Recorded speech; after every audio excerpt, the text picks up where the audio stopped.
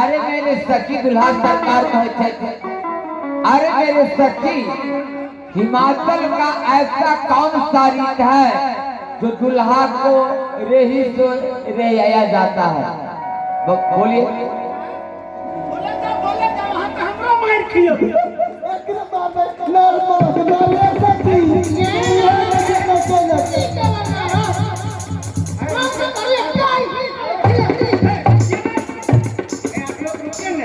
आगा जाओ आगा। क्या कहा है दुल्हा सरकार सब लोग जानते हैं यहाँ पर लड़की मंदिर नारद के क्या ही चाहिए ये आप लोग जानते हो क्या कहा है?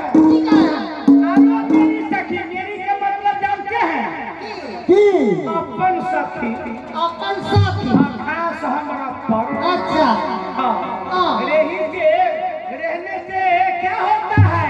हाँ की कहती है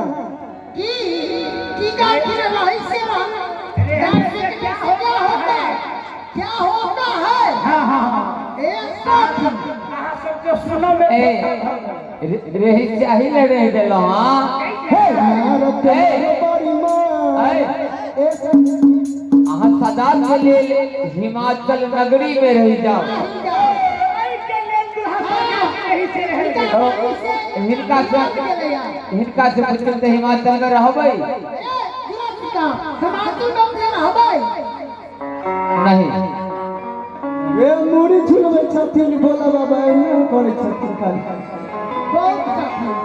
हे हम सब कोई हाँ ये क्यों दुल्हा हिमाचल में रहो।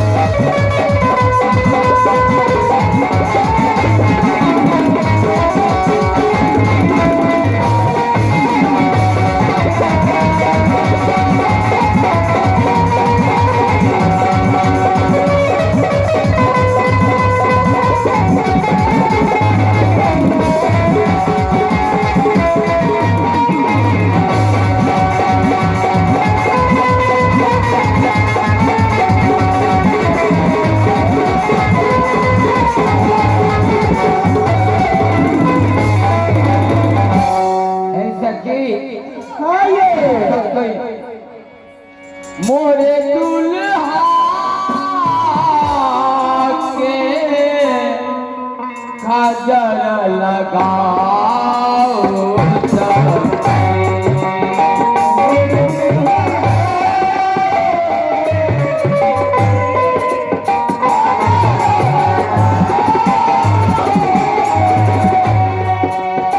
मोरे बहु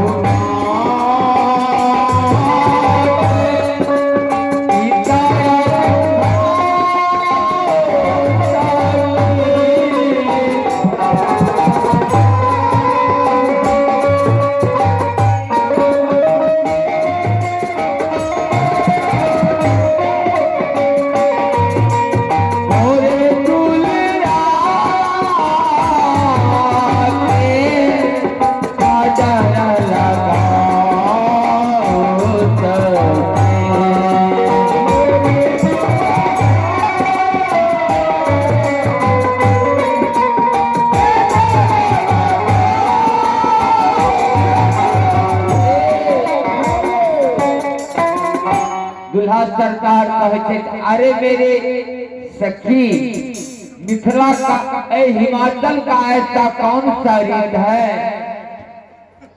जो दूल्हे सरकार का आंख में काजल लगाया जाता है?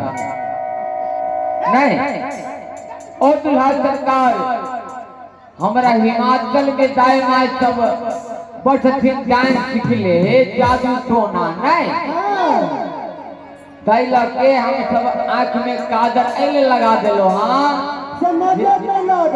अहाँ तो संसार के दूत भूत सबके डाइन के हम महाकाल जिया करके चलाता जादू, लेकिन मिथिला के हिमाचल के रीत के अनुकूल अहाँ सबके काजल लगा देलो। हाँ आप पर तो किनको जादू नहीं चलते।